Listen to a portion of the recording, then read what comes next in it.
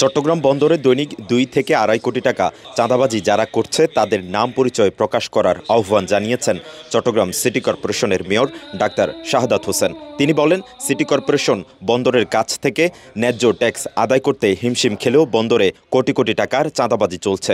২ কোটি টাকা চাঁদাবাজি কেউ কারা করে, সেটা ২ কোটি টাকা হলে মাসে হচ্ছে ৬০ কোটি টাকা, বছরে হচ্ছে ৭২০ কোটি টাকা। তাহলে যেখানে আমি আমার ২০০ কোটি টাকা ন্যায্য হোল্ডিং ট্যাক্স পাচ্ছি না, সে জায়গায় আমি পাচ্ছি না, অথচ চাঁদাবাজি করছে। তাহলে এই জিনিসগুলো আমার মনে ইজ ভেরি ইম্পর্টেন্ট ইস্যু, এগুলো আমরা রেজ করা উচিত কারা সেটা করছে। চট্টগ্রামের একটি অভিজাত হোটেলে জাতীয় ভ্যাট দিবস উদযাপন অনুষ্ঠানে প্রধান অতিথির বক্তব্যে তিনি এসব কথা বলেন। এবং এটা যতক্ষণ না আপনি দিতে না পারেন, আপনাকে আমি চট্টগ্রাম শহরে ঢুকতে দেব না।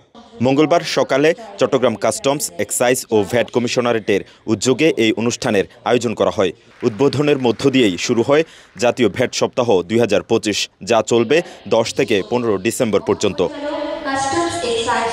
অর্থ বিভাগের সাথে রাজস্ব বিভাগের কোনো ঘাটতি নেই। অনলাইনে ভ্যাট আধুনিকরণের ফলে স্মার্ট চালান, দাখিল, রিটার্ন ইত্যাদি করা যাবে। করদাতাদের সহজ সেবা ও ডিজিটাল ভ্যাট ব্যবস্থাকে আরও গতিশীল করতে এনভিআর ইতিমধ্যে বিভিন্ন পদক্ষেপ নিয়েছে বলে বক্তারা বলেন। ২৫ বছরে যদি আমরা যাই, তাহলে দেখা যাচ্ছে যে আমদানি শুল্ক বেড়েছে ৭.৭৪ গুণ, সেক্ষেত্রে যেখানে ভ্যাট বেড়েছে ২২ গুণ।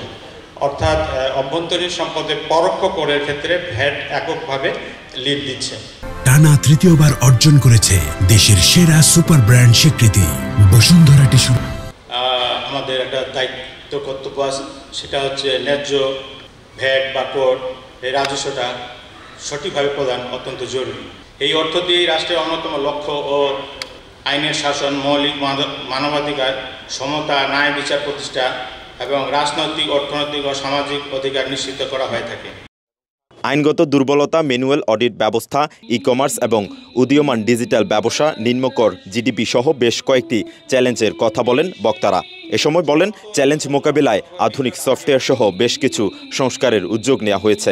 জিডিপির অনুপাত যদি বাড়াতে না পারি, তাহলে কিন্তু কোনোভাবেই আমরা আমজনতা বলি, আর আমরা যারা দেশের এই দেশে অধিবাসী, আমরা কেউ কিন্তু সরকার থেকে কোনো দাবি করার সুযোগটা আমাদের কমে আসবে, কারণ সরকার কোত্থেকে দিবে। এনবিআরের কাজ শুধুমাত্র যে এখানে একটা সমন্বয় বা ভ্যাট সিস্টেমটা যাতে সুন্দরভাবে কাজ করে সেটার জন্য কোঅর্ডিনেটর হিসাবে কাজ করা, কিন্তু আদারওয়াইজ আমি বলবো যে প্রথমেই হচ্ছে ভ্যাটের প্রথম কম্পোনেন্ট হচ্ছে কনজিউমার। তার টাকাটা দিয়েই তার টাকাটাই আদায় হচ্ছে এবং তার টাকার ভিত্তিতেই আমাদের এত জোরের কথা।